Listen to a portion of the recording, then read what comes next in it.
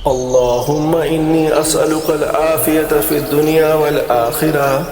اللهم إني أسألك العفو والعافية في ديني ودنياي وأهلي ومالي. اللهم استر عوراتي وآمن روعاتي. اللهم حفظني من بين يدي ومن خلفي وعن يميني وعن شمالي ومن فوقي، وأعوذ بك عظمتك أن أغتال من تحتي. السلام علیکم ورحمۃ اللہ وبرکاتہ. کیا حال ہے سب کا؟ الحمدللہ. یہ بتائیے کہ کون سی ایک چیز جو کل آپ نے سیکھی اور پھر گھر جا کر پریکٹس بھی کی؟ تسبیح کرنا. الحمدللہ. شعوری طور پر کانشیسلی یاد کر کے کہ اوہ تسبیح بھی کرنا ہے ساتھ. اور پھر سبحوہ بکرۃ و اصیلا، صبح اور شام. ٹھیک ہے نا؟ خاص طور پر 100 دفعہ سبحان اللہ و بحمدہ. اور کوئی چیز اس کے علاوہ؟ الحمدللہ. یہ کہہ رہی ہے کہ کل یہ سٹیئرز اتر رہی تھی تو بیچ میں پھر صحن آ گیا. تو عام طور پر ہم پھر خاموش ہو جاتے ہیں. سٹیئرز پہ تو سبحان اللہ اترتے ہوئے پڑھ لیتے ہیں، لیکن وہ جو فاصلہ ہے وہ خاموشی سے طے ہوتا ہے. تو انہوں نے درمیان میں پھر الحمدللہ کہنا شروع کر دیا. الحمدللہ کہ اپنے تھوڑے تھوڑے ٹائم کے جو چنکس ہیں ان کو بھی اچھے کام میں استعمال کرنا، جس سے ہم بہت بڑی بڑی نیکیاں کما سکتے ہیں. تسبیح کا عربی میں معنی کیا جاتا ہے تنزیح. تنزیح. اور تنزیح کیا ہے؟ نفی الکمال، یعنی کمال میں نفی ہونا، یعنی کسی کمی کا شکار ہونا، عیب اور نقص کا. نحمدہ ونصلی علی رسولہ الکریم. اما بعد فاعوذ باللہ من الشیطان الرجیم. بسم اللہ الرحمن الرحیم. رب اشرح لی صدری ویسر لی امری واحلل عقدۃ من لسانی یفقہوا قولی. الحمد للہ رب الارض ورب السماء خلق آدم وعلمہ الاسماء. لا الہ الا اللہ وحدہ لیس لہ انداد ولا اشباہ ولا شرکاء. تمام قسم کی حمد اللہ کے لیے ہے جو زمین کا رب ہے اور آسمان کا رب ہے، جس نے آدم علیہ السلام کو پیدا کیا اور ان کو ناموں کا علم سکھایا. اللہ کے سوا کوئی معبود برحق نہیں، وہ اکیلا ہے، اس کا کوئی ہمسر نہیں اور نہ ہی اس کے کوئی مشابہ ہے اور نہ ہی اس کا کوئی شریک ہے. نحن نقص عليك أحسن القصص بما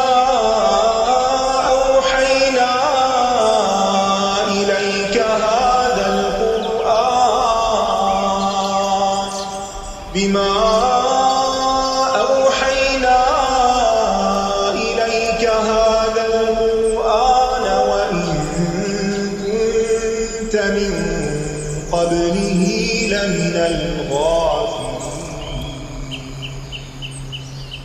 قصص القرآن پروگرام کے تحت ہم نے کل پچھلی آیت میں آدم علیہ السلام کی تخلیق کی ابتدا کے بارے میں پڑھا کہ جب اللہ تعالیٰ نے آدم علیہ السلام کو پیدا کرنے کا ارادہ کیا تو فرشتوں کو اس کی خبر دی. فرشتوں نے تعجب کرتے ہوئے عرض کیا کہ آپ آدم کو بطور خلیفہ پیدا کر رہے ہیں، اس خلیفہ سے فتنہ و فساد کی بھی توقع ہے.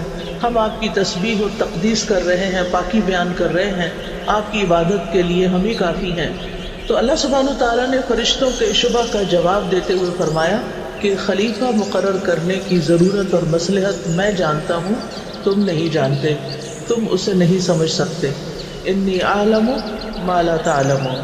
تو اب اگلی آیات میں اللہ سبحانہ وتعالیٰ نے فرشتوں کے سامنے ایسے امور پیش کیے جس سے انہوں نے آدم علیہ السلام کی فضیلت اور اللہ تعالیٰ کے کمال حکمت اور اس کے علم کو جان لیا.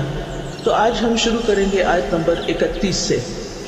وعلم آدم الأسماء كلها ثم عرضهم على الملائكة فقال أنبئوني بأسماء هؤلاء إن كنتم صادقين. قالوا قالوا سبحانك لا علم لنا إلا ما علمتنا إنك أنت العليم الحكيم قال يا آدم أنبئهم بأسمائهم فلما أنبأهم بأسمائهم قال ألم أقل لكم إني أعلم غيب السماوات والأرض وأعلم ما تبدون وما كنتم تكتمون. اور اس نے آدم کو سب کے سب نام سکھا دیے، پھر انہیں فرشتوں کے سامنے پیش کیا اور فرمایا اگر تم سچے ہو تو مجھے ان سب کے نام بتاؤ. وَعَلَّمَ آدَمَ الْأَسْمَاءَ كُلَّهَا. علامہ کا فاعل اللہ سبحانہ وتعالیٰ ہے، یعنی اللہ سبحانہ وتعالیٰ نے تعلیم دی. کس کو؟ سیکھنے والے کون ہیں؟ آدم علیہ السلام. اور کس چیز کی تعلیم دی؟ اسماء کی تعلیم دی. کتنے اسماء کی؟ کلہا، سارے کے سارے. تو یہ اللہ سبحانہ وتعالیٰ کا انسان پر، ابو البشر آدم علیہ السلام پر بہت بڑا فضل و کرم ہے کہ اس نے اسے وہ سکھایا جسے وہ جانتا نہ تھا. وَعَلَّمَكُمْ مَا لَمْ تَكُونُوا تَعْلَمُونَ. انسان علم کے ساتھ درجات حاصل کرتا ہے. انسان کی عزت اور انسان کا شرف علم کے ساتھ ہے. اللہ سبحانہ وتعالیٰ نے اسے سب سے بہترین چیز سے نوازا، اور یہی وہ چیز تھی جس نے ابو البشر آدم علیہ السلام کو فرشتوں سے ممتاز الگ کر دیا. اب سوال یہ پیدا ہوتا ہے کہ آدم علیہ السلام کو کس قسم کا علم دیا گیا، کس کے نام سکھائے گئے؟ اس میں متعدد آراء ہیں. ایک یہ ہے کہ یہ چیزوں کے نام تھے. کون سی چیزوں کے نام؟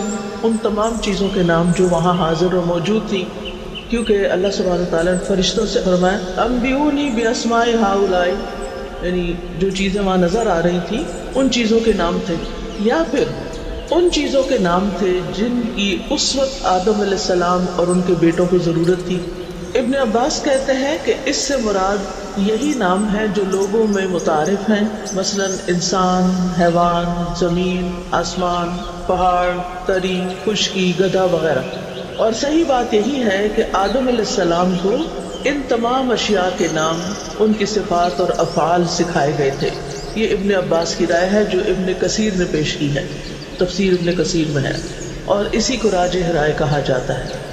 اس کے علاوہ بھی کچھ اقوال ہیں، جیسے بعض کہتے ہیں کہ انہیں فرشتوں کے نام سکھائے گئے کہ یہ جبریل ہیں، یہ اسرافیل ہیں، یہ فلاں فرشتے ہیں، یہ فلاں، جو فرشتوں کے نام تھے.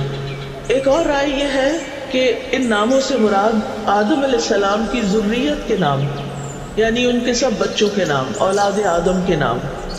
ایک اور رائے یہ ہے کہ آدم علیہ السلام کو تمام زبانیں سکھائی گئی، یعنی صرف ایک زبان میں ہی نام نہیں بتائے گئے بلکہ زبانوں کا علم بھی دیا گیا تھا. علماء کہتے ہیں کہ تمام زبانیں توقیفی ہیں، اللغات التوقیفیہ، یعنی الہامی ہیں، اللہ نے سکھائی ہیں. اور یہ دراصل علم آدم علیہ السلام کو سب سے پہلے دیا گیا تھا.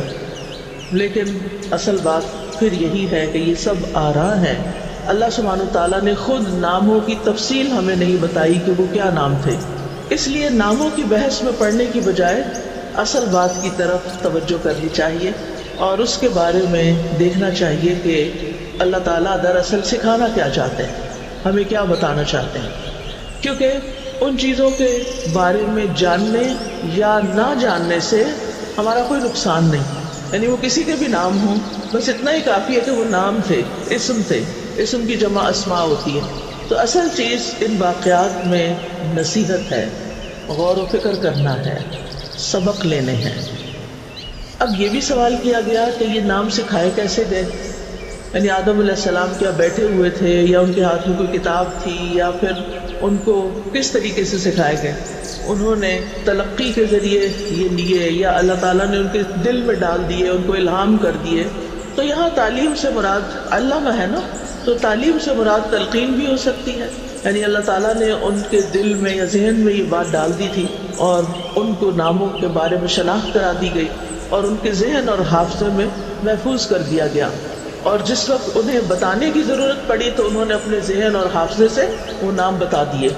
تو جب اللہ تعالیٰ نے آدم علیہ السلام کو یہ حکم دیا وَعَلَّمَ آدَمَ الْأَسْمَاءَ كُلَّهَا ثُمَّ عَرَضَهُمْ عَلَى الْمَلَائِكَةِ، نام اللہ تعالیٰ نے آدم کو سکھائے، سوال کس سے کیا؟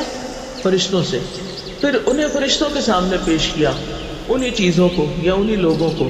فَقَالَ أَنبِئُونِي بِأَسْمَاءِ هَؤُلَاءِ، فرمایا کہ مجھے ان چیزوں کے نام بتاؤ، ان کنتم صادقین، اگر تم سچے ہو۔ یعنی فرشتوں کا امتحان ہو گیا، ان سے سوال کیا گیا، اور ان کا امتحان کیوں ہوا؟ کیونکہ ان کے ذہن میں ایک سوال تھا کہ آدم کو زمین کی خلافت کے لیے کیوں بنایا جا رہا ہے، کیوں پیدا کیا گیا؟ تو آدم علیہ السلام کلام کرنے لگے، ناموں کی خبر دینے لگے، اور اس طرح ایک امتحان میں کامیاب ہو گئے جس میں فرشتے کامیاب نہیں ہوئے تھے۔ اور اسے یہ پتہ چلتا ہے کہ زمین کی خلافت کے لیے علم کا ہونا بے حد ضروری ہے، اور یہ علم الاسماء جو ہے یہ کوئی دین کا علم نہیں تھا، بلکہ یہ ایک طرح سے آپ کہہ سکتے ہیں محتاط الفاظ میں کہ یہ دنیا کا علم تھا، دنیاوی چیزوں کا علم تھا جو انسان کی ضرورت سے متعلق ہے۔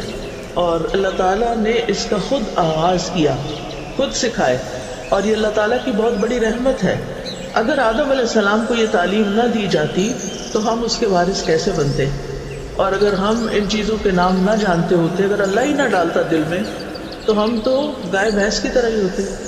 ان کی بھی زبان ہے، وہ بھی کچھ نہ کچھ بولتے ہیں، لیکن ان کو نہیں پتہ ہی ان کے آس پاس چیزوں کے نام کیا ہیں، وہ اس دنیا کو نہیں پہچانتے۔ اور ہمارے لیے دنیا میں رہنا کتنا مشکل ہو جاتا ہے، اس کا اندازہ مجھے اس وقت ہوا جب 2017 میں مجھے چائنا جانے کا اتفاق ہوا۔ وہاں ایک لفظ بھی کہیں انگریزی کا نہ لکھا ہوا ملتا ہے نہ کوئی بولتا ہے۔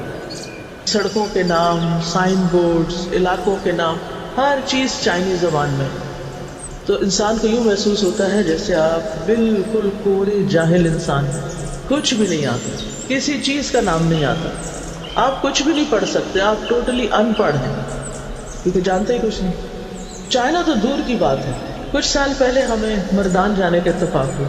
جس گھر میں ہم ٹھہرے ان کی میڈز پشتو بولتی تھی، ان کو اردو کا ایک لفظ نہیں آتا تھا۔ اس وقت شام میری گود میں تھا تو ہمیں دودھ چاہیے تھا، تو گھر والے ذرا آرام کر رہے تھے، صبح صبح کا وقت تھا، تو کچن میں میڈز ہی تھی۔ اب ہم نے ان کو ہر چیز بتائی کہ ہمیں دودھ چاہیے، لیکن انہیں کچھ سمجھ، وہ کبھی کوئی چیز اٹھا کے دیتی، کبھی کوئی چیز اٹھا کے دیتی، کبھی کوئی چیز۔ تو آپ سوچئے کہ اگر یہ علم الاسماء نہ ہوتا تو یہ دنیا کیسی ہوتی، کتنی زیادہ ہمیں مشکل ہوتی کمیونیکیشن میں۔ اور جتنے جتنے نام چیزوں کے پتہ ہوتے ہیں، بس پھر وہ نام ہی لینے کی ضرورت ہوتی ہے، اشارہ ہی کافی ہوتا ہے اور کام ہو جاتا ہے۔ مثلا اگر آپ نے کسی کو بھیجنا ہو گروسری کرنے کے لیے اور کچھ منگوانا ہو اور نام ہی نہ پتا ہو آپ کو، اور نہ اس کو پتا ہو اور نہ دکاندار کو پتا ہو، دنیا کا نظام ایک دن نہیں چل سکتا، تو بہت ہی مشکل ہوتی ہے۔ کہتے ہیں کہ نبی صلی اللہ علیہ وسلم نے اپنی مختلف استعمال کی چیزوں کے بھی نام رکھے ہوئے تھے۔ آپ کی 7 زرہیں تھیں۔ زرہ کو تو پتا نہیں، زرہ جنگی لباس جو ہوتا ہے۔ ایک کا نام تھا ذات الفضول، ذات الوشاح، ذات الاحواشی، سعدیہ، فضہ، بطر اور خرنق، یہ زروں کے نام تھے۔ آپ کے پاس 6 کمانیں تھیں، کسی ایک کا نام بتا دیں۔ 6 کمانیں تھیں آپ کے پاس۔ کمان کا پتہ ہے؟ پہلے تو کمان ہی پتا ہوتا، تیر کمان ہوتی ہے، زورا، وجا، صفرا، بیدا، کثوم۔ پھر ڈھالوں کے بھی نام تھے، ذلوق اور فتق۔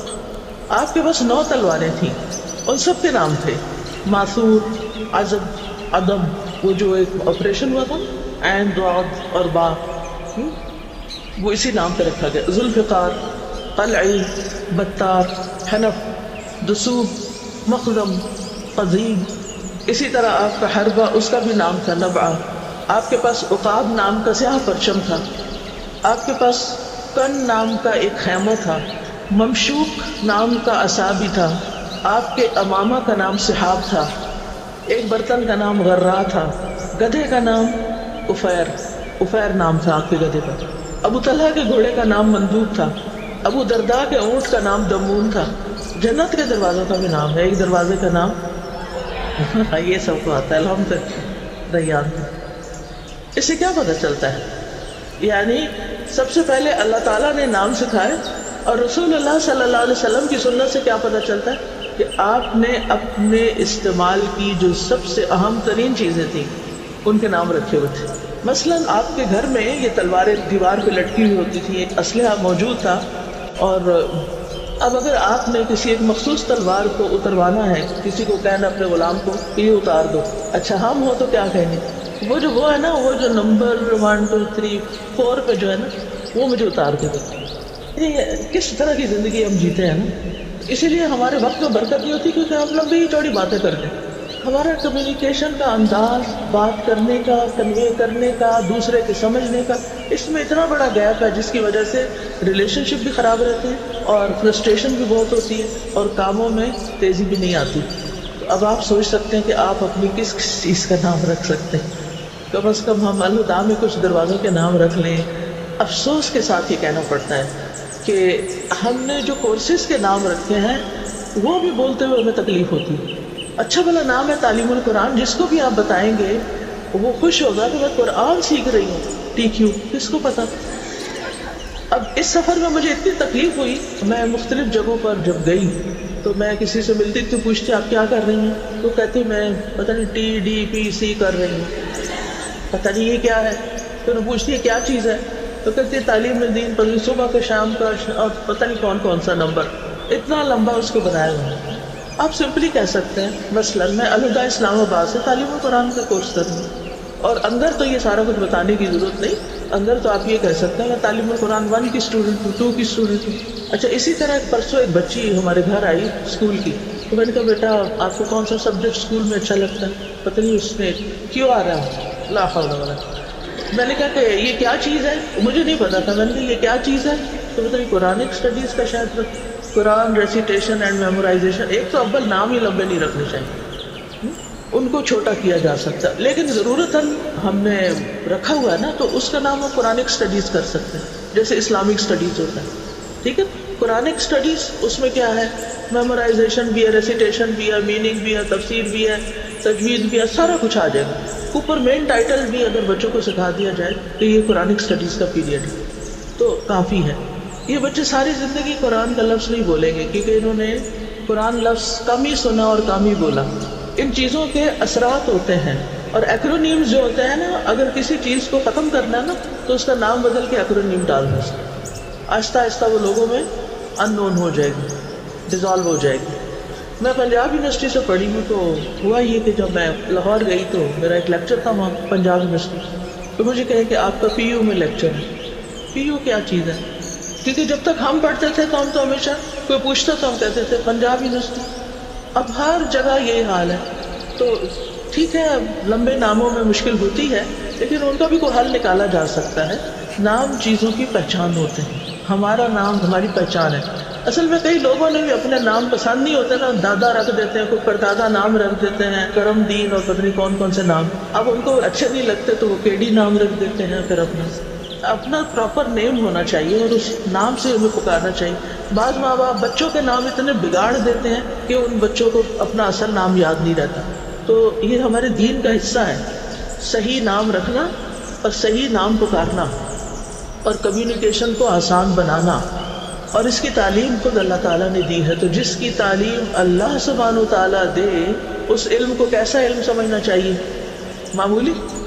بعض اوقات ہمارے اسٹوڈنٹس کا یہ ذہن بن جاتا ہے کہ اب ہم نے قرآن پڑھ لیا ہے، قرآن کی تعلیم حاصل کر لی، اس لیے اب اس کے بعد مجھے کوئی دنیا کی تعلیم نہیں پڑھنی، مجھے نہیں پڑھنی. یہ مشکل ہوتی ہے. قرآن پڑھنے میں تو ایک روحانی قوت ہوتی ہے، ایک مزہ آتا ہے، ایک خوشی ہوتی ہے. اب ماں باپ کہتے ہیں کہ تمہیں اس کے بعد یہ پڑھنا ہے. اب ہمارے اوپر تو پانی پڑ جاتا ہے کہ یہ تو بہت مشکل کام ہے. ٹھیک ہے، میں نہیں کہتی کہ سارے کے سارے لوگ ہی نکل کھڑے ہوں. کچھ لوگ تو ایسے ہوں جو قرآن کے علم میں بھی مہارت حاصل کریں اور اس کی تعلیم دیں، اور اچھے ذہین لوگ ہوں جو دنیا میں بہت آگے جا سکتے ہیں، ایکسل کر سکتے ہیں، وہ دین میں بھی بہت ایکسل کریں. اور لوگوں کو بے حد ضرورت ہے، دنیاوی علوم دنیا کی ضرورت پوری کرتے ہیں اور مختلف ضروریات پوری کرتے ہیں، اور اس میں بہت سے لوگ بھی ہیں. لیکن دینی علم تو ہر بندے کی ضرورت ہے. بعض اوقات لوگ کہتے ہیں یہ دین پڑھ کے آپ کریں گے کیا، اس کا تو کوئی فیوچر ہی نہیں ہے، یا اس کا تو کوئی اسکوپ نہیں ہے. تو میں حیران ہوتی ہوں، وہ کہتی کیسے اسکوپ نہیں ہے؟ دین تو ہر بندے کی ضرورت ہے، ہر ایک کو سیکھنا چاہیے، یہ تو ایک فریضہ ہے. تو اگر سارے لوگ بھی سکھانے لگ جائیں آپ تب بھی پورے اسلام آباد کا پورے نہیں آ سکتے، ایک مثال ہے۔ تو اس لیے کبھی بھی یہ نہ سمجھے کہ دینی علم کم ہے اور دنیاوی علم برا ہے، نہیں، ہر نفع مند علم۔ ہم جب دعا کرتے ہیں اللہم انی اسألک علما نافعا، کہ اللہ ہمیں علم نافع عطا فرما، تو پھر اس میں دینی علم بھی آتا ہے، دنیاوی علم بھی آتا ہے۔ ٹھیک ہے ہمارے سلیبس بعض اوقات ایسے ہوتے ہیں کہ اس میں ہمیں کچھ چیزیں پڑھنی پڑ جاتی ہیں مجبوراً اضطراری طور پر، کہ جو ہمیں بہت تکلیف دیتی ہیں یا ہمارے مزاج سے میل نہیں کھاتی، یا قرآن پڑھنے کے بعد وہ بالکل لغویات لگتی ہیں، جیسے اردو پوئٹری ہے مثلاً، جو عام طور پر عشق و عاشقی کی شاعری ہے، عجیب سی لگتی ہے، کیونکہ جب انسان اللہ سے محبت کرنا سیکھ لیتا ہے تو پھر اس کے بعد دوسری محبتیں چیپ سی لگتی ہیں، اس طرح کی باتیں کرنا۔ لیکن ٹھیک ہے، اس سے انسان وکیبلری سیکھتا، اپنی نیت درست کر لے۔ ہم وکیبلری سیکھ رہے ہیں، ہم ایکسپریشن سیکھ رہے ہیں، بہت سے اور فائدے ہو سکتے ہیں۔ ایون عربی زبان میں ماسٹرز آپ کر ہی نہیں سکتے جب تک آپ دور جاہلیت کی شاعری نہیں پڑھتے، اور دور جاہلیت کی شاعری بہت رچ ہے، اور اس کا پڑھنا اس لیے بھی ضروری ہے کہ پھر قرآن کی آپ کو قدر آتی، کیونکہ دور جاہلیت میں ان کی اصل جو اسٹرینتھ تھی وہ شعر و شاعری تھی، ہر بات وہ شعر و شاعری میں کرتے تھے، اور جس قبیلے کا شاعر اسٹرانگ ہوتا تھا وہ قبیلہ بہت اسٹرانگ ہو جاتا، وہ اس دور کا میڈیا تھا۔ تو وہ شعر و شاعری جو تھی اس کے میلے لگتے تھے، اور جو سب سے اعلیٰ شعر ہوتے تھے ان کو سونے کے معنی سے لکھ کے خانہ کعبہ میں لٹکایا جاتا تھا، اور ہر عمرہ حج کرنے والا آ کر ان شعروں کو یاد کر لیتا اور واپس جا کے اپنے اپنے علاقوں میں اس کو پھیلا دیتا تھا۔ تو یہ اس دور میں کمیونیکیشن کا ذریعہ تھا اور چیزوں کو پھیلانے کا۔ تو اس میں بھی جو امرؤ القیس کی شاعری ہے اس میں بعض اوقات اتنی فحش باتیں ہیں کہ آپ کے لیے پڑھنا دوبر ہو جاتا ہے، لیکن اب کیا کیا جائے، اس کے بغیر آپ امتحان پاس نہیں کر سکتے، آپ کو پڑھنی۔ تو کچھ چیزیں ناگوار بھی ہوتی ہیں، اب وہ سسٹم کا حصہ ہے۔ جب پہیا گھومتا ہے تو ساری چیزیں اس کے ساتھ ہی گھومیں گی نا، اب ہم اس کو الٹا نہیں چلا سکتے، الا یہ کہ آپ کے پاس اتنی فورس ہو کہ آپ اس کا آلٹرنیٹ لے کر آئیں۔ اس میں ٹائم لگتا ہے، سلیبس ری ڈیزائن کرنا اور پھر اس کو عام کرنا اور لوگوں تک پہنچانا، یہ ہر ایک کے بس کی بات نہیں ہوتی۔ تو اس کے لیے پھر ایکسپرٹیز چاہیے ہوتی ہے، کیونکہ آپ قوم سے کھیل نہیں سکتے، لوگوں کے فیوچر سے، بچوں کے مستقبل سے آپ کو کھیلنا نہیں چاہیے، ان کو سالڈ نالج دینا چاہیے۔ تو بہرحال کہنے کا مطلب یہ ہے کہ ہمیں پراپر نیم آنے چاہیے، ملکوں کے نام آنے چاہیے۔ اب اگر ہم بچوں کو مثلاً سکھاتے ہیں، جغرافیہ سکھاتے ہیں، بچوں کو بعض اوقات بہت بورنگ لگتا ہے۔ میں نے تو اپنے بچوں کو چھوٹے چھوٹے ہوتے ہی بڑے بڑے نقشے لا کے گھر میں ان کو ماؤنٹ کروا کے رکھ دیا تھا ان کے آگے، کہ اس میں سے بتائیں، یعنی کھیلیں، یعنی دنیا کے نقشے پہ بیٹھ کے کھیلیں کہ کون سی چیز کہاں ہے۔ تو وہ پڑھ پڑھ کے وہ پورا جغرافیہ آ جاتا ہے کہ کون سی چیز کہاں ایگزسٹ کرتی۔ آج اگر نام لیں تو لوگ کہتے ہیں یہ ہے کہاں۔ ابھی ریسنٹلی میرے ساتھ یہی ہوا، میں نے کسی جگہ کا نام لیا تو ان کو سمجھ نہیں آئی کہ میں کیا بات کر رہی ہوں۔ تو مسلمانوں کو علوم میں پیچھے نہیں ہونا چاہیے، لیکن علوم کی ہے اسم، ناموں کا علم۔ اور آپ دیکھیں کہ بچوں کو بھی جب سکھاتے ہیں تو ورڈز پہلے سکھاتے ہیں نا، یعنی جب ان کو پڑھنا لکھنا آتا ہے تو اللہ سبحانہ وتعالیٰ نے یہ سکھایا۔ اگر ہم اپنی نیت اچھی رکھیں گے نا، تو جس وقت ہم سائنس کے مشکل ٹرمینالوجی یاد کر رہے ہوتے ہیں، اور جو لوگ ڈاکٹرز ہوتے ہیں وہ بعض اوقات دوائیوں کے اتنے مشکل نام اور اسپیلنگز یاد کر رہے ہوتے ہیں، اتنے لمبے، اور کتابوں کی اتنی مشکل ٹرمینالوجی ہوتی ہے، تو اس وقت اس کو عبادت سمجھ کے کریں، کیا سوچ کر کہ اللہ سبحانہ وتعالیٰ نے ساری چیزوں کے نام سکھائے تھے، اور ان ناموں کو سیکھے بغیر ہم آگے نہیں بڑھ سکتے۔ یہ آگے بڑھنے کے لیے ضروری ہے، فرض کے درجے میں، اور ہر ایک اپنے اپنے فیلڈ سے متعلق، ٹھیک ہے، یعنی کہ پوری دنیا کی چیزوں کے نام آپ سیکھ لیں، اپنے علم سے متعلق جو چیزیں ہیں ان کے بارے میں بہرحال آپ کو پتہ ہونا چاہیے۔ جیسے اگر آپ حدیث کورس کی اسٹوڈنٹس ہیں اور آپ علوم الحدیث پڑھیں تو آپ کو حدیث کی جتنی بھی قسمیں ہیں ان سب کے نام آنے چاہیے، وہ ٹرمز آپ کو زبانی یاد ہونی چاہیے کہ کہیں وہ ٹرم استعمال ہو تو فوراً آپ کو پتہ ہو کہ کس چیز کی بات ہو رہی ہے، صحیح کیا ہے، ضعیف کیا ہے، حسن کیا ہے، حسن لغیری کیا ہے، حسن لذاتی کیا ہے۔ اسی طرح علوم القرآن ہے، باقی علوم بھی ہیں، فقہ ہے۔ بہرحال ثم عرضهم علی الملائکہ، پھر اللہ تعالیٰ نے ان کو فرشتوں کے سامنے پیش کیا، فرشتوں کا امتحان لینے کے لیے ان کو چیلنج کیا کہ وہ بتا سکتے ہیں کہ نہیں۔ اب یہاں ارادہا کی بجائے ارادہم ہے، ٹھیک ہے، اسماء کلہا کہا اور پھر ارادہم کہا۔ کیوں؟ اس سے کیا بات پتہ چلتی ہے؟ اس سے پتہ چلتا ہے کہ جو نام سکھائے گئے تھے یعنی ایک اشارہ ملتا ہے کہ اس میں ذوی العقول بھی تھے اور غیر ذوی العقول بھی تھے۔ ذوی العقول کون ہے؟ جیسے فرشتے، انسان، اور غیر ذوی العقول حیوان، جمادات، نباتات وغیرہ، یہ سب کچھ۔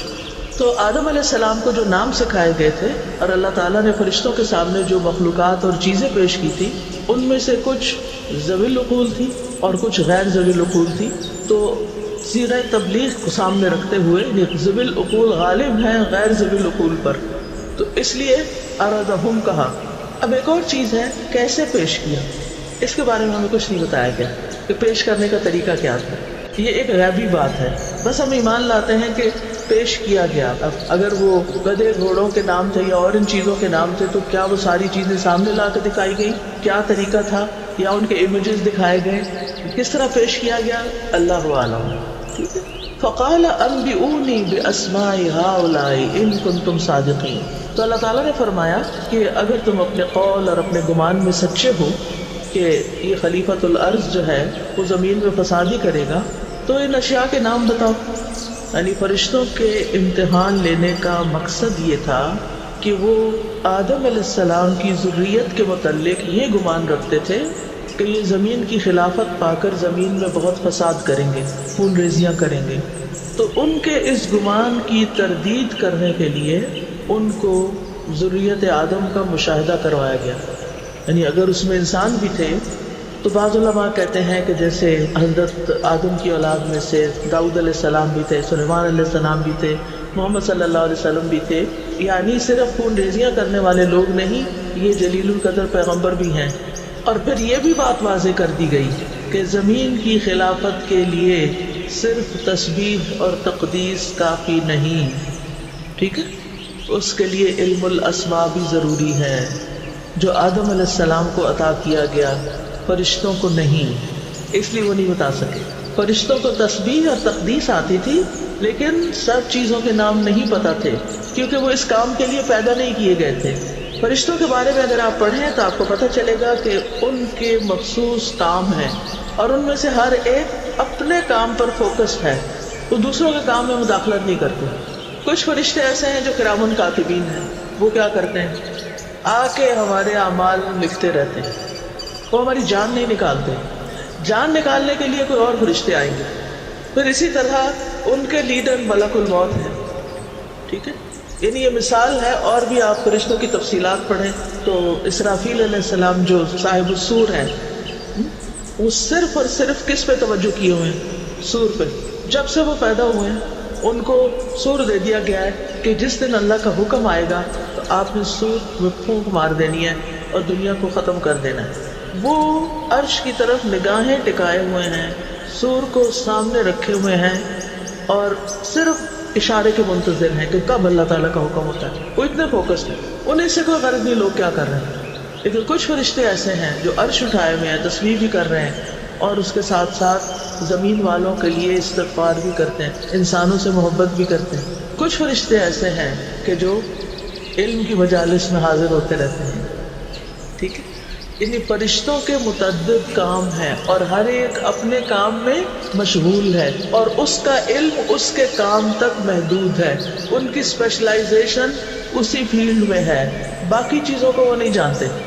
اس سے کیا بات سیکھنے کو ملتی کہ ہر ایک کو ہر چیز سیکھنے کی ضرورت نہیں ہوتی. چونکہ آدم علیہ السلام تو ابو البشر تھے اور تمام انسانوں کے باپ تھے، اس لیے ان کو سارا کچھ دے دیا گیا. اور پھر یہ بات بھی کہ اگر آپ دنیا میں کچھ کرنا چاہتے ہیں تو آپ کے پاس دنیاوی علوم میں ایکسپرٹیز ہونی چاہیے، آپ کے پاس پختہ علم ہونا چاہیے، اس میں ایکسل کرنا چاہیے، اس میں آگے جانا چاہیے. اور امت مسلمہ اس وقت اپنے اس فریضے سے غافل ہے. ٹھیک، تو ہمارے دین میں دین اور دنیا الگ الگ نہیں ہے، یہ بات سمجھ لیجئے.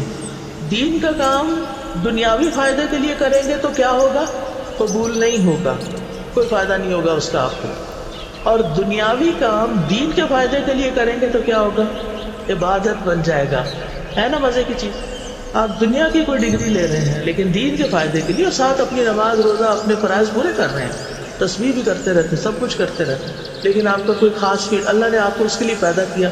آپ ایک بہت ہی قابل ڈاکٹر ہیں اور مریضوں کے ساتھ بات چیت کرتے ہیں، پیار کرتے ہیں، محبت کرتے ہیں اور ان کو ساتھ ساتھ اللہ سے جوڑتے چلے جاتے ہیں. آپ کی تبلیغ یہی ہے، آپ ان کو دوہرا فائدہ پہنچا رہے ہیں. ہم جیسے لوگ ایک فائدہ پہنچاتے ہیں لیکن جو لوگ کسی فیلڈ کے ماسٹر ہوتے ہیں اور ساتھ دین کی بھی تبلیغ کرتے ہیں وہ لوگوں کو دگنا فائدہ پہنچاتے ہیں، ہے نا فائدے کی بات، دگنا فائدہ پہنچاتے ہیں، اور وہ ان کو وہ بھی سکھاتے ہیں جس سے وہ دنیا میں ایکسل کریں اور دین کے ساتھ۔ مثلا اگر آپ کسی ہاسپٹل میں کام کرتی ہیں اور پوری امانت داری سے کام کرتی ہیں، پورے حجاب میں کام کرتی ہیں، تو آپ کی ایسے ماحول میں پریزنس آپ کے لیے تو کچھ مشکلات کا باعث ہے، لیکن دینی لحاظ سے وہ بہت فائدے کی چیز ہے، اور اس پر آپ کو بے پناہ اجر بھی ملے گا کہ آپ نے ایک بالکل اپوزٹ ماحول میں اپنی آئیڈینٹی کو قائم رکھا۔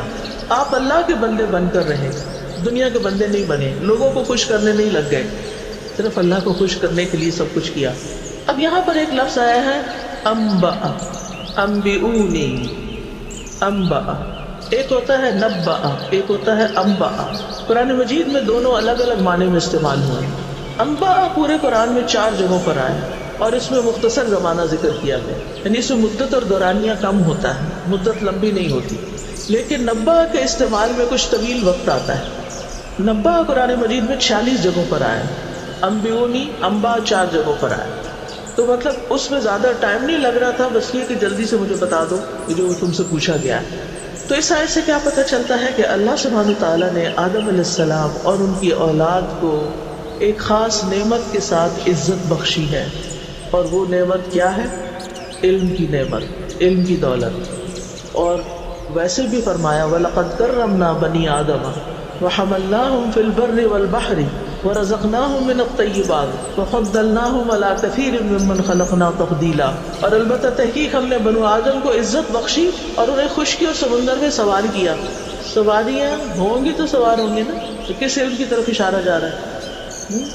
کاریں بنانے کی طرف، جہاز بنانے کی طرف، دنیاوی چیزیں ہیں، لیکن صرف ابن آدم ہے جو سواری کرتا ہے، ٹھیک ہے؟ کبھی گائے بھینس کو گاڑی میں جاتے دیکھا ہے؟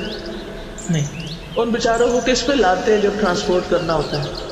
کبھی دیکھا ہے راستے پہ؟ ایسے ایسے بھیانک منظر میں نے دیکھے ہیں، بیچاری گائے نے منہ باہر نکالا ہوا ہوتا ہے اور لٹکا ہوا ہوتا ہے اس کا منہ، اور ایک ٹرک کے اندر پتہ نہیں کتنی ساری بھینسیں ساتھ ساتھ جوڑ کے ان کو کھڑا کر دیتے ہیں، اور وہ سارا وقت دھکے کھاتی ہے، اور بیچاری ان کو کچھ سمجھ نہیں کدھر لے جا رہے ہیں، ہمیں ذبح کرنا ہے یا بیچنا ہے یا کیا کرنا ہے۔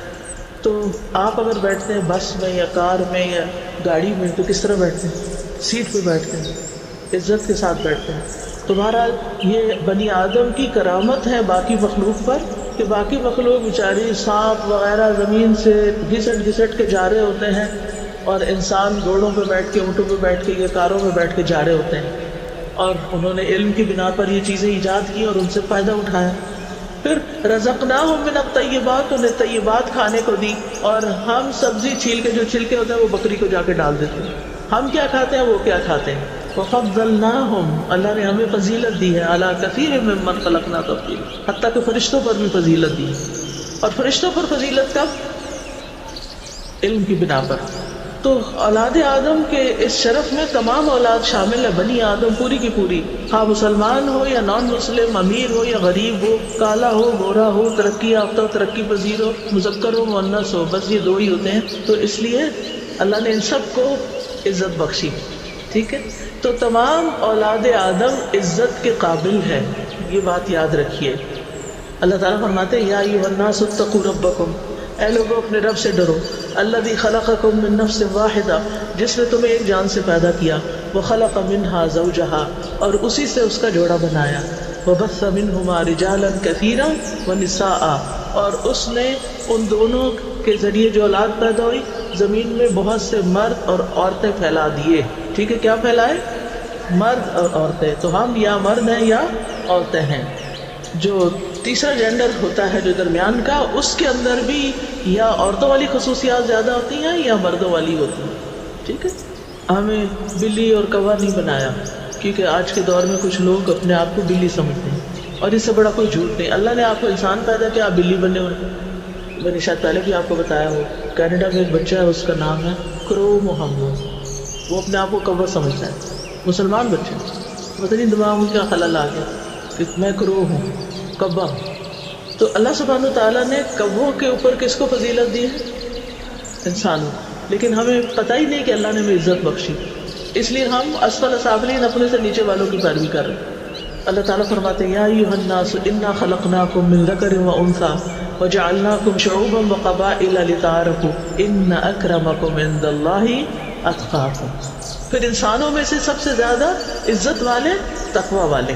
ہر انسان کو عزت کا شوق ہوتا ہے نا, تو بس عزت حاصل کرنی ہے تو تقوی اختیار کریں. رسول اللہ صلی اللہ علیہ وسلم نے فرمایا تمہارے یہ نسب نامے کسی کے لیے گالی کا سبب نہیں, تم سب آدم کی اولاد ہو اور ایک دوسرے کے قریب ہو. دین یا عمل صالح کے علاوہ کسی وجہ سے کسی کو کسی پہ کوئی فضیلت نہیں. ہاں جو دین میں آگے اسے فضیلت ہے, جس کے عمل زیادہ اچھے ہیں اس کو فضیلت ہے اللہ کے ہاں. آدمی کے برا ہونے کے لیے یہی کافی ہے کہ وہ فحش گو ہو, بد کلام ہو, بخیل ہو, بزدل ہو. یہ بری عادتیں ہیں انسان کے اندر. تو بہرحال اللہ تعالیٰ نے بندوں پر جو احسان کیا ہے وہ علم کی بنا پر کیا ہے. اسی لیے دنیا کے علم کے علاوہ اللہ نے ایک اور علم بھی سکھایا بندوں کو, اور وہ کیا ہے؟ الرحمن علم القرآن. ٹھیک ہے, علم الاسماء اور علم القرآن. تو آپ نے کیا کرنا ہے؟ علم الاسماء بھی سیکھنا ہے اور علم القرآن بھی سیکھنا ہے. یہ دونوں چیزیں ہیں, یہ دونوں ہی اللہ کی رحمتیں ہیں, اور یہ انسان ہی کو سکھائی گئی. خلق الانسان علمہ البیان. اور انسان کی فوقیت کی ایک اور وجہ کہ اس کو بولنا سکھایا ہے. تو یاد رکھیے جس کے علم میں جتنا اضافہ ہوتا جائے گا دین میں دنیا میں, اس کو اتنی عزت زیادہ ملتی جائے گی. لہذا کورس ختم کرنے کے بعد فارغ نہیں ہونا, کچھ اور جوائن کر لیں, کچھ اور پڑھ لیں, کچھ اور پڑھ. ساری زندگی پڑھنے لکھنے سے تعلق رکھنا ہے, چاہے آپ ہاؤس وائف ہوں, چاہے آپ دنیا میں کہیں بھی ہوں. اب تو کچھ مشکل ہی نہیں. پہلے تو یہ ہوتا تھا ہمارے اس ملک میں, ہمیں افریقہ میں میرے ہسبینڈ کی پوسٹنگ ہوگی, کوئی کتاب نہیں ملتی. اب تو آپ ہر جگہ نیٹ سے پڑھ سکتے ہیں, PDF سے پڑھ سکتے ہیں. پڑھنے کی عادت ہو سکے. کورسز بھی زوم پر, آن لائن, ای لرننگ, ہر طرح کی فیسلٹیز موجود ہیں پڑھنے والے ہوں سے. افسوس یہ کہ مسلمان شادی بیاہ پہ کروڑوں خرچ کر دیتے ہیں, علم کے لیے خرچ نہیں کرتے. بڑے افسوس کی بات ہے. اسی لیے پیچھے ہیں. علم کا حصول چاہے دنیا کا ہو چاہے دین کا ہو, ہماری پرائرٹی نمبر 1 ہونا چاہیے. ہمارے پاس کھانے کو ہو یا نہ, ہمارے پاس کپڑے ہوں یا نہ, ہمارے پاس جیولری ہو یا نہ, کوئی فرق نہیں پڑتا, ہماری عزت میں کوئی کمی نہیں آئے گی, لیکن ہمارے پاس علم ہونا چاہیے. اور آپ مائیں ہیں, آپ نے بچوں کو بچپن سے ہی ان کے کان میں یہ ڈالتے رہنا ہے کہ تم نے پڑھنا ہے, اور جب بھی وہ سمجھ جائیں. اور اہل علمی کے لیے بلند درجات ہیں. یرفع اللہ الذین آمنوا منکم والذین اوتوا العلم درجات. اور علم جو ہے وہ عمل سے پہلے ہے. ہم عمل صالح کر نہیں سکتے جب تک کہ علم نہیں ہوگا. امام بخاری نے لکھا ہے نا, العلم قبل القول والعمل. بولنے سے پہلے, بات کرنے سے پہلے اور عمل کرنے سے پہلے کیا لو؟ علم لو. یعنی نمبر 1 علم آئے گا, پھر آپ اس علم کی بات کریں گے اور اس کو پریکٹس کریں گے. اور سب سے پہلا علم کس کے بارے میں حاصل کرنا چاہیے؟ فَاعْلَمْ أَنَّهُ لَا إِلَهَ إِلَّا اللَّهُ. اب آ جائیں بچوں پہ. آپ مائیں ہیں نا, لڑکیاں ہیں, اس لیے میں بچوں کی باتیں بہت کرتی ہوں, ورنہ آپ سوچ رہے ہوں گے کہ پتہ نہیں کیوں ہر وقت بچے بچے بچے. فیوچر کی مائیں ہیں آپ, اور ماں ہونے میں بڑی عظمت ہے, بڑی عزت ہے, یہ کوئی بری بات نہیں ہے. ٹھیک ہے, تو آپ دیکھیں کہ آپ نے اپنے بچے کو سب سے پہلے کیا بولنا سکھانا ہے؟ لا الہ الا اللہ. ٹھیک ہے, جو ہی ذرا سا بھی ہوش سنبھالے گا نا, وہ کہے گا یہ کیا ہے, یہ کیا ہے, یہ کیا ہے, ہر چیز کا سوال کرے گا یہ کیا ہے. وہ افعال نہیں پہلے بولتا, وہ پہلے کیا بولتا ہے؟ اسماء, کیونکہ الہام ہوئے میں نا, پہلے اسی طرف جاتا ہے. بچوں کی ووکیبلری میں جتنا ہو سکے اضافہ کریں. وہ مائیں نہ بنے جو کہیں میرا سر نہ کھاؤ, ہر وقت پوچھتے رہتے یہ کیا, یہ کیا. اگر آپ کو نہیں پتا, ڈھونڈیں, سرچ کریں کہ اس نے سوال کیا, مجھے اس کا جواب آنا چاہیے, اور یہ آپ کے لیے سیکھنے کا ذریعہ بن جائے گا. ٹھیک ہے, ماں جتنا کچھ بچے کو سکھا سکتی ہے نا, کوئی دنیا کا اور بندہ نہیں سکھا سکتا. اور یہ پہلے 2 سال جو ہوتا ہے نا, وہ اسپونج کی طرح ہوتے ہیں, جوڑ ڈالتے جاؤ وہ اندر جذب کرتا جائے گا, کرتا جائے گا. ایک وقت آئے گا کہ پھر وہ ٹپکنا شروع ہو جائے گا, پھر وہ بولنا شروع ہو جائے گا, پھر وہ بتانا شروع ہو جائے گا. تو 2 کام کرنے, یاد رہے, یہ نصیحتیں لکھ لیں کہیں. پہلے لا الہ الا اللہ سکھانا ہے, اور دوسری چیز علم الاسماء, اماں ابا, یعنی ماں باپ, بہن بھائیوں کے نام, چیزوں کے نام. گھر کی کوئی چیز نہ ہو جس کا نام نہ آتا ہو. میں نے جب یہاں آ کے پڑھانا شروع کیا تھا اسلامک یونیورسٹی میں, تو میری اپائنٹمنٹ عربک لیکچرر کے طور پر ہوئی تھی, پہلی اپائنٹمنٹ. اس وقت ابھی میں نے PhD نہیں کی تھی. تو مجھے عربی لینگویج سکھانی تھی، کیونکہ اس میں سال کا لینگویج کا کورس ہوتا تھا، پھر وہ اپنا فیلڈ سلیکٹ کرتے تھے جو اصول الدین میں یا شریعہ میں یا لاء میں جہاں بھی جانا تھا، اور اس میں پاکستانی اسٹوڈنٹس بھی تھے اور دوسرے اسٹوڈنٹس بھی، ہر طرح کے اسٹوڈنٹس. تو اردو نہیں وہاں بول سکتے تھے، عربی ہی بولنی ہوتی. میں صرف چند دنوں میں بچیوں کو عربی لکھنا، بولنا، پڑھنا سکھا دیتی. اور میں شروع کہاں سے کرتی تھی؟ جس کمرے میں کھڑی ہوتی تھی پہلے میں اس کی ساری ووکیبلری بتاتی، جو سامنے کی چیزیں ہیں، یہ کیا ہے، یہ کیا ہے، یہ کیا ہے، یہ کیا ہے، یہ کیا ہے، آگے پیچھے ساری ہر چیز، سارے اسما. اور پھر اس کے بعد چند فعل سکھا دیتی. پھر میں کہتی تھی ان کو جوڑو، اور وہ سینٹینس میں بننے شروع ہو جاتے. تو آپ اپنے بچوں کو مونٹیسری میں بھیجتے ہیں، بہت اچھی بات ہے، اس میں نئی نئی چیزیں سیکھتے ہیں، لیکن میں سمجھتی ہوں ہر ماں کو مونٹیسری کا کورس خود بھی کر لینا چاہیے، تاکہ وہ اسکول جانے سے پہلے بھی بچوں کو بہت کچھ سکھا سکیں. اور اس میں آپ دیکھیں چھوٹے چھوٹے فلیش کارڈ دوارا بنے ہوتے ہیں، بعض اوقات چیزیں ہوتی ہیں. اچھا اب مثلاً آپ ان کو لے جائیں کسی گروسری شاپ پہ، آپ وہاں کھڑے ہو کے ساری سبزیوں کے نام سکھائیں، فروٹ شاپ پہ چلے جائیں، ڈرائی فروٹ شاپ پہ چلے جائیں. بچوں کو شوق ہوتا ہے نا بازار شاپنگ وغیرہ کرنے کو، تنگ بھی کرتے ہیں، پھر کہتے ہیں یہ بھی لے دو، یہ بھی. لیکن پہلے سے سکھا کے جائیں نا، آج ہم صرف یہ لیں گے اور باقی ہم سیکھ کے آئیں گے. یہاں بھی مواقع ہیں، لیکن جیسے باہر تو مالز ہوتے ہیں، اور مالز میں تو بہت ساری چیزیں ہوتی ہیں، تو جو چیزیں سامنے ہیں ان سب کے نام آنے چاہیے. اب افسوس یہ کہ ہمیں رشتوں کے نام نہیں آتے. ہر کوئی آنٹی ہے، پھوپھی بھی آنٹی ہے، خالہ بھی آنٹی، اماں کی دوست بھی آنٹی، سارے ہی آنٹی ہیں. کسی کو ہم خالہ نہیں کہنا جانتے، کسی کو پھوپھی نہیں کہنا جانتے، کسی کو چچی نہیں کہہ سکتے، کسی کو تائی نہیں کہہ سکتے. کتنا پیارا ہے ہمارا کلچر کہ اس میں سارے رشتوں کے نام ہیں. تو رشتوں کے نام لینے میں بہت کلوزنس آ جاتی ہے، ایک اپنائیت فیل ہوتی ہے. اور جب آپ آنٹی کہہ دیتے ہیں تو بس پھر وہ ایک اسپیس آ جاتی. تو اس لیے رشتوں کے نام، چیزوں کے نام، آپ دیکھیں گے کہ آپ کے بچے کے لیے اگلی پڑھائی بہت آسان ہو جائے گی، بہت کچھ سیکھ کے اسکول جائے گا، جہاں چاہیں گے ایڈمیشن ملے گا. ہم نے سارا زور سفارشوں پر رکھا ہوا اور کچھ نہیں خود سکھاتے کہ سب کچھ اسکول ہی سکھا دیں ان کو. آپ نے پھر کیا صدقہ جاریہ کمانا ہے. اور پھر ہم دیکھیں کہ علم ہی سے اللہ کی خشیت ملتی ہے، علم سے ہی جنت کا راستہ آسان ہوتا ہے. حدیثیں یاد آ رہی ہوں گی آپ کو. اور فرائض کی ادائیگی کے بعد سب سے افضل عمل علم کا حاصل کرنا ہے. امام شافعی کہتے ہیں فرائض کو ادا کرنے کے بعد سب سے افضل کام علم حاصل کرنا ہے. علم ہی دل کی زندگی ہے. کہ بہت سی خواتین اکثر ڈپریسڈ رہتی ہیں، تو میرے پاس جب آتی ہے تو مجھے بتاتی ہے میرا دل ہر وقت پریشان رہتا ہے. وجہ کیا؟ نہیں پتا وجہ کیا. وجہ یہ ہے کہ دل کی غذائی نہیں آپ دے رہے. آپ نے علم سے اپنا رشتہ ہی کاٹا ہوا ہے. نہ کچھ پڑھتی ہیں، نہ کچھ سنتی ہیں، نہ کسی علم کی مجلس میں جاتی ہیں. آپ پریشان نہ ہو تو کیا ہو، آپ کو ہونا ہی چاہیے. آپ کی قسمت میں ہی پریشانی ہے پھر، کیونکہ آپ علم نہیں حاصل کر رہی. علم کب تک حاصل کرنا چاہیے؟ موت تک. ہم تو پہلے ہی ریٹائر ہو کے بیٹھ گئے. علم سے کوئی ریٹائرمنٹ نہیں ہوتی. علم دل کی زندگی ہے. اور کمزور سے کمزور، بیمار سے بیمار، بوڑھے سے بوڑھا انسان اگر سیکھتا رہے، سکھاتا رہے تو اس کو پریشانیاں چھوڑ دیتی. پریشانیاں بیچاری آ ہی نہیں سکتی پھر پاس، اس کے پاس تو وقت ہی نہیں ہمارے لیے، ہمیں یہ انٹرٹین ہی نہیں کرتی. میرے سسر تھے، اللہ تعالیٰ ان کو اپنی رحمت کرے، انہوں نے کبھی اینک نہیں لگائی تھی، لیکن وہ کتاب کو اس طرح کر کے دیکھ کے پڑھ رہے ہوتے. بالکل بوڑھے ہو چکے تھے، آہستہ آہستہ تھوڑا بھولنے بھی لگ گئے تھے، لوگوں کا نہیں اتنا پتا ہوتا تھا، لیکن کتاب کو ساتھ نہیں چھوڑا. آخر تک انہیں کسی سے گلا شکوہ تھا ہی نہیں. میں نے کبھی نہیں دیکھا. میں ان کی بہت عزت اور قدر کرتی تھی کیونکہ علم والے بھی تھے نا. رشتہ تو تھا ہی لیکن علم والے تھے. تو میں سب چیزیں چھوڑ کے جب وہ گھر آتے تھے جا کے پاس بیٹھ جاتی، تو ان سے سوال کرتی رہتی تھی مختلف، جو پڑھا ہوتا تھا یا لوگوں کے سوال ہوتے تھے تو بہت اچھے اچھے جواب دیتے تھے، مختصر لیکن بہت اچھے.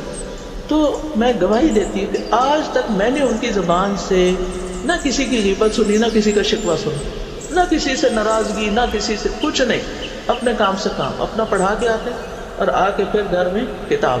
جو بزرگ اس طرح اپنا بڑھاپا گزارتے ہیں وہ دلوں میں محبت رکھتے ہیں، اور جو ہر وقت منہ بسورے رکھتے ہیں ان کی اولاد بھی ان سے تنگ ہو جاتی ہے. وہ کہتی ہے پتہ نہیں کہاں چھوڑ آئے ان کو. تو اس لیے زندگی ایک جیسی نہیں رہتی. آپ کی یہ جوانی ہمیشہ نہیں رہے گی، یہ بہت جلدی وقت گزر جائے گا. لیکن ایک وقت آئے گا پھر آپ کو اگر عادت نہیں نا پڑھنے لکھنے کی، آپ کو علمی مجالس کے اندر جانے کی عادت نہیں نا، تو پھر آپ کو تو پہاڑ توڑنے جیسا کام لگے گا نکلنا. تو کچھ بھی ہو، ہاتھ پکڑ کے نکلے، اسٹک پکڑ کے نکلے، کچھ کریں، کوئی اپنی جمع پونجی خرچ کر کے ٹرانسپورٹ کا انتظام کر لیں، علم کی مجالس سے پوچھیں. آپ کے دل کی زندگی آگے، کیونکہ جب دل زندہ ہوتا ہے تو انسان زندہ ہو جاتا ہے. اور کھانے پینے سے زیادہ علم کی ضرورت ہے، دوائیوں سے زیادہ علم کی ضرورت ہے انسان کو. امام احمد کہتے ہیں کہ آدمی کو کھانے پینے کی دن میں 1-2 دفعہ ضرورت پڑتی ہے، جبکہ اسے علم کی ضرورت اتنی دفعہ پیش آتی ہے جتنی اس کی سانسوں کی تعداد ہے. یعنی ہر لمحے تو ہمیں کچھ نہ کچھ ڈیسائیڈ کرنا ہوتا ہے اور اس کے لیے ہمیں علم چاہیے ہوتا ہے. ابن قیم کہتے ہیں اللہ تعالیٰ نے دلوں کے لیے علم کو ایسے بنایا جیسے زمین کے لیے بارش بنائی. تو جس طرح زمین کی زندگی بارش کے بغیر نہیں ہو سکتی، اسی طرح دل کی زندگی علم کے بغیر نہیں ہو سکتی. ابن قیم کہتے ہیں علم سے محبت کرنا خوش نصیبی کی علامتوں میں سے ہے. یعنی خوش قسمت انسان ہے وہ جس کو علم سے محبت ہو، اور علم سے نفرت کرنا بدبختی کی علامتوں میں سے ہے. یعنی مجھ سے نہیں پڑھا جاتا، میں نے نہیں پڑھنا، یہ بدبختی ہے انسان کی. وہ کسی کام کا انسان نہیں جس کو علم کا شوق نہیں. شیخ الاسلام ابن تیمیہ کہتے ہیں ایمان اور علم کی نعمت کے سوا دنیا کی کوئی اور نعمت آخرت کی نعمت کے مشابہ نہیں، یعنی جنت کی نعمتوں میں سے ہے.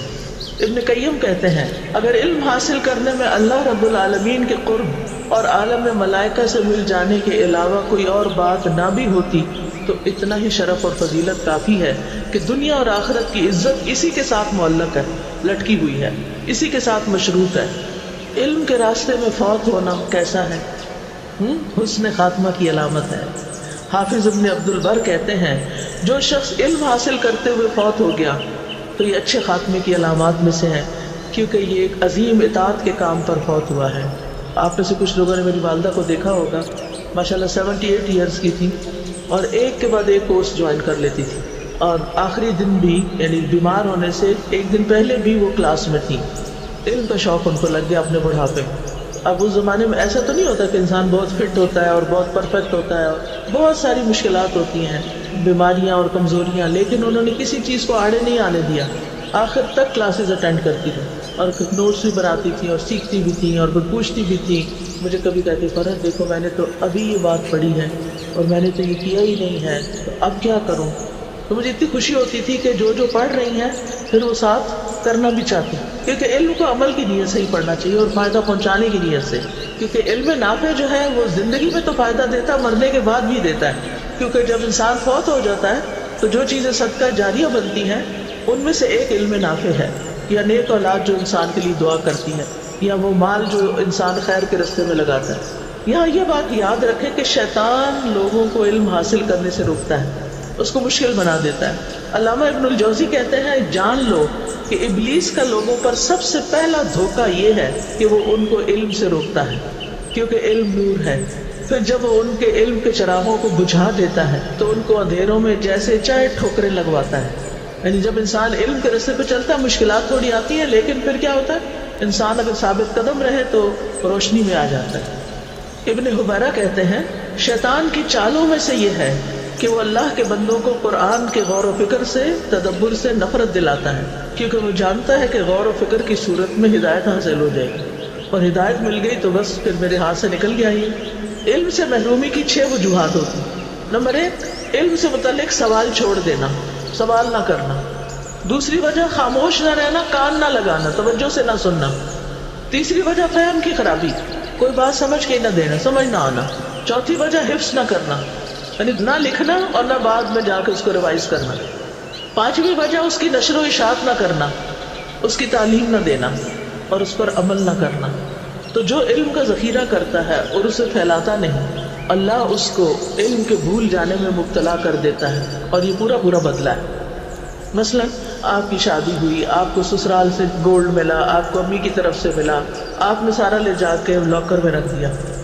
اب نہ اس کو آپ پہنتے ہیں نہ اس کو آپ دیکھتے ہیں، بس وہ لاکر میں بند ہے. کوئی فائدہ ہے ایسی جیولری کا جس پہ ہر سال صرف آپ زکوٰۃ دے رہے ہیں؟ اسی طرح آپ نے ایک کورس کیا، دوسرا کیا، سارا کچھ دل میں رکھ کے لاک کر دیا، لاکر میں آپ نہ کسی کو سکھاتے ہیں، نہ کچھ بتاتے ہیں، نہ کچھ خرچ کرتے ہیں. کوئی فائدہ؟ بخیل انسان تو ویسے اللہ کا ناپسندیدہ انسان ہوتا ہے، چاہے مال میں ہو چاہے علم میں ہو. تو بہرحال آدم علیہ السلام کو وہ علم دیا گیا جو خلافت کے لیے ضروری تھا، کیونکہ کامیاب خلیفہ کے لیے 2 چیزوں کا ہونا ضروری ہے. نمبر 1 کہ اس کے پاس اتھارٹی ہو، اور نمبر 2 کہ اس اتھارٹی کو استعمال کرنے پر قادر بھی ہو، جو علم کے ساتھ ہی ہوتا ہے انسان. یعنی اتھارٹی تو ہے لیکن علم نہیں ہے، لہذا آپ دیکھیں کہ پھر خراب لیڈر کرتے کیا ہیں؟ جن کے پاس علم نہیں ہوتا خود بھی گمراہ ہوتے ہیں، لوگوں کو بھی کرتے ہیں. پھر یہ ہے کہ امتحان لینے کا جواز موجود ہے قرآن میں. یہ جو آپ کے ٹیسٹ لیتے ہیں تو اس کا جواز موجود ہے، اور چیلنج دینے کا بھی جواز موجود ہے. انبئونی باسماء ہؤلاء ان کنتم صادقین. اور فرشتوں کو تو آتا ہی کچھ نہیں تھا، پیپر بلینک. اب کیا کریں؟ غلط سا جواب نہیں دیا. کچھ لوگ ہوتے ہیں وہ کہتے ہیں کچھ بھی لکھ دو، ٹیچر نے کون سا پڑھنا ہے، 2-4 نمبر مل جائیں گے. یہ دھوکہ ہوتا ہے، ایسے نہیں کبھی کریں. فرشتوں کا جواب سنیں. قالوا سبحانک لا علم لنا الا ما علمتنا انک انت العلیم الحکیم. انہوں نے کہا تو پاک ہے، ہم کچھ نہیں جانتے سوائے اس کے جو تو نے ہمیں سکھا دیا، بے شک تو خوب علم رکھنے والا، بہت حکمت والا ہے. یہ فرشتوں کی عاجزی ہے، فرشتوں کا ادب ہے. انہیں اپنی کم علمی کا احساس ہو گیا، اپنے عجز کا، بے بسی کا احساس ہو گیا، تو انہوں نے آدم علیہ السلام کی فضیلت اور خلافت کے حقدار ہونے کا اعتراف کر لیا، اور ادب کے ساتھ کہا سبحانک لا علم لنا الا ما علمتنا. ہم تیری عظیم تسبیح بیان کرتے ہیں، ہر کمال کے ساتھ تیرا وصف بیان کرتے ہیں، تجھے ہر نقص سے پاک قرار دیتے ہیں، ہمارے پاس علم نہیں ہے. لا عالم، یہ فرشتوں کی صفت ہے. سب سے پہلے فرشتوں نے اس کا اعتراف کیا تھا، کیونکہ اللہ سبحانہ وتعالیٰ کے علم کا احاطہ تو کیا ہی نہیں جا سکتا. آیت الکرسی میں آتا نا وَلَا يُحِيطُونَ بِشَيْءٍ مِّنْ عِلْمِهِ إِلَّا بِمَا شَاءَ، کہ لوگ اس کے علم کا احاطہ کر ہی نہیں سکتے مگر جتنا وہ چاہے. جس کو جو چاہے جتنا چاہے سکھا دے، دیٹس اٹ. ہر شخص ہر چیز نہیں سیکھ سکتا، فرشتہ نہیں سیکھ سکتے ہر چیز، تو ہم تو پھر انسان ہیں. ہم آپ کی تسبیح کرتے ہیں، ہم آپ کا وصف بیان کرتے ہیں، علم کے ساتھ، قدرت کے ساتھ، قوت کے ساتھ، حکمت کے ساتھ. آپ علم والے ہیں، حکمت والے ہیں، اور ان ساری صفات سے آپ کو پاک قرار دیتے ہیں جو اس کے برعکس ہیں، جو انسانوں کے اندر ہے. جیسے نیند ہے، موت ہے، محتاجی ہے، کمزوری ہے، بڑھاپا ہے، یہ سب کچھ اللہ کے ہاں نہیں ہے. ان ساری کمزوریوں سے اللہ کو پاک قرار دیتے ہیں. ہم تو صرف وہی جانتے ہیں جو تو نے ہمیں سکھایا. نبی صلی اللہ علیہ وسلم سے بھی اللہ تعالیٰ نے فرمایا وَعَلَّمَكَ مَا لَمْ تَكُنْ تَعْلَمْ وَكَانَ فَضْلُ اللَّهِ عَلَيْكَ عَظِيمًا، اور آپ کو وہ سکھایا جو آپ نہیں جانتے تھے، اور آپ پر اللہ کا بہت بڑا فضل ہے. تو اس آیت سے یہ بات پتہ چلتی ہے کہ فرشتوں کے پاس صرف وہی علم ہے جو اللہ نے انہیں سکھایا، جس کام پر وہ مامور ہیں. مثلا بادلوں کا فرشتہ بادلوں کے بارے میں خوب جانتا ہے، بجلی کڑکنے کا اس کو پتہ ہے. رات ایک فرشتے کا نام بھی، سورۃ رات بھی ہے. پانی کا فرشتہ پانی پہ مامور ہے، اس کی معلومات تو رکھتا ہے، لیکن وہ باقی چیزوں کے افعال اور خواص سے لا علم ہے، بے خبر ہے. انسان کو ان ساری چیزوں کا سرسری علم دے دیا گیا، پھر اس پہ چھوڑ دیا گیا کہ اب وہ مزید تحقیق کرے، کوشش کرے، مسخر کرے اور جانے استعمال میں لائے. کیونکہ اب وہ زمین میں اللہ کی طرف سے بھیجا گیا ہے، زمین اس کے لیے بنائی گئی. خلق لکم ما فی الارض جميعا، اب اس کو استعمال کرو، اب اس کو پڑھو، سیکھو، غور کرو، ریسرچ کرو، آگے بڑھو. زمین تمہارے لیے ہے. اب اس میں آپ دیکھیں کہ اللہ تعالیٰ نے انسان کو علم دیا، اور فرشتوں کے بارے میں کیا فرمایا کہ ان کو انسان کے مقابلے میں کم علم دیا گیا. اسی بنا پر انسان کی فضیلت ثابت ہو گئی کس پر؟ فرشتوں. تو فرشتوں کا اللہ کے علیم اور حکیم ہونے کا اقرار بھی آیت میں موجود ہے. انک انت العلیم الحکیم، بے شک آپ ہی علم والے ہیں، آپ ہی حکمت والے، آپ کو سب پتہ ہے. کیونکہ پیچھے اللہ تعالیٰ نے فرمایا تھا نا انی اعلم ما لا تعلمون، مجھے پتہ ہے جو تمہیں نہیں پتہ. اس کا انہوں نے اقرار کر لیا. انک انت العلیم الحکیم، واقعی آپ ہی سب جانتے ہیں، آپ علم والے بھی ہیں اور حکمت والے بھی ہیں. اور یہ اللہ تعالیٰ کے دونوں نام بھی ہیں. اللہ تعالیٰ ایسا العلیم ہے جس نے علم کے ساتھ ہر چیز کا احاطہ کیا ہوا ہے. پوری کائنات میں کوئی ایک چیز بھی اللہ کے علم سے چھپی ہوئی نہیں.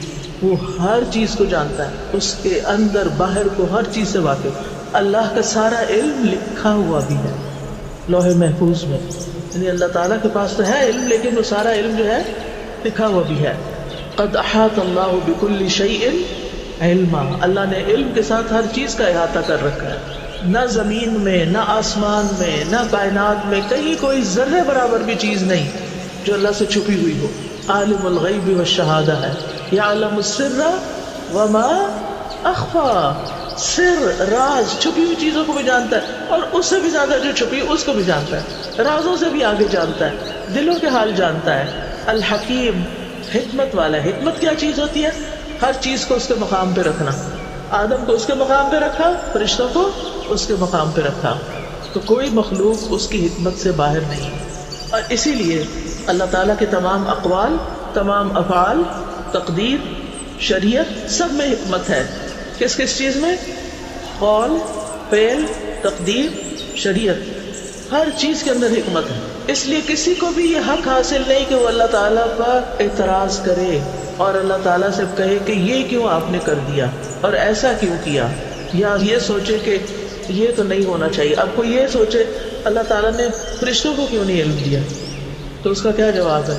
انک انت العلیم الحکیم. اللہ کی حکمت کا تقاضا ہے کہ وہ سب کو سب کچھ نہ دے، جس کو جو چاہیے، جتنی ضرورت ہے اتنا اس نے دے رکھا ہے، اس میں کمی نہیں کی. تو اس آیت سے کچھ اور باتیں بھی پتہ چلتی ہیں. ایک تو یہ کہ فرشتے بولتے بھی ہیں، کلام کرتے ہیں، سوال جواب کرتے ہیں، عقل رکھتے ہیں. دوسرا یہ کہ فرشتے انتہا درجے کی اللہ تعالیٰ کی تعظیم کرتے ہیں، تسبیح اور تقدیس بیان کرتے ہیں، اپنی کم علمی کا اعتراف کرتے ہیں. اور ہمیں یہ بات فرشتوں سے سیکھنی چاہیے کہ جس چیز کا علم نہ ہو، جس بات کا علم نہ ہو، اس کے بارے میں رائے مت دیں. یاد رہے گی یہ بات کیا کہا میں نے؟ جس بات کا علم نہ ہو اس کے بارے میں رائے نہ دیں، اوپینین نہ دیں. بعض اوقات لوگ مجھ سے پوچھتے ہیں فلاں اسکالر کے بارے میں آپ کی کیا اوپینین ہے، اور میں خاموش رہتی ہوں کیونکہ میں پرسنلی نہیں جانتی. میں نہیں جانتی، میں کیا کہوں؟ جتنا آپ کو پتا ہے اتنا ہی مجھے پتا ہے. آپ کو بھی یوٹیوب سے پتا ہے، مجھے بھی یوٹیوب سے ہی پتا ہے. اب مجھے بولنے کی ضرورت نہیں. ہو سکتا ہے میں کوئی نیگیٹو بات کہہ دوں تو کیا ضرورت ہے، اور ہو سکتا ہے میں حد سے زیادہ تعریف کر دوں تو کیا ضرورت ہے. اوپینین نہیں دینے چاہیے. ہر ایک کے بارے میں اچھا گمان رکھیں کہ اوپینین نہیں. تو جس آدمی سے بھی علم کی کوئی بات پوچھی جائے اور وہ اس کو نہ جانتا ہو تو اس کے لیے واجب ہے کہ وہ فرشتوں، انبیاء اور قابل علماء کی پیروی کرتے ہوئے کہے اللہ ہی بہتر جانتا ہے، میں نہیں جانتا، I don't know. قرآن مجید میں آتا ہے وَلَا تَقْفُ مَا لَيْسَ لَكَ بِهِ عِلْمٌ إِنَّ السَّمْعَ وَالْبَصَرَ وَالْفُؤَادَ كُلُّ أُولَئِكَ كَانَ عَنْهُ مَسْئُولًا. ایسی بات کے پیچھے مت پڑو جس کا تمہیں علم نہیں، کیونکہ اس کے متعلق کان، آنکھ اور دل سب سے باز پرس ہوگی. مسروق کہتے ہیں کہ ایک شخص نے قبیلہ کندہ میں حدیث بیان کرتے ہوئے کہا قیامت کے دن ایک دھواں اٹھے گا جو منافقین کی سماعت و بصارت کو ختم کر دے گا، لیکن مومن پر اس کا اثر صرف زکام جیسا ہوگا. وہ کہتے ہیں کہ اس کی بات سن کے ہم بہت گھبرائے. مسروق حضرت عائشہ کے شاگرد تھے. وہ کہتے ہیں میں ابن مسعود کی خدمت میں حاضر ہوا، وہ ٹیک لگا کے بیٹھے تھے. یہ سن کر وہ بہت ناراض ہوئے اور سیدھے ہو کے بیٹھ گئے اور فرمایا جو شخص علم رکھتا ہو وہ تو بیان کرے، اور جو علم نہ رکھتا ہو وہ کہے اللہ بہتر جانتا ہے. اور بے شک یہ بھی علم ہے کہ انسان جس بات کو نہ جانتا ہو تو کہہ دے میں نہیں جانتا.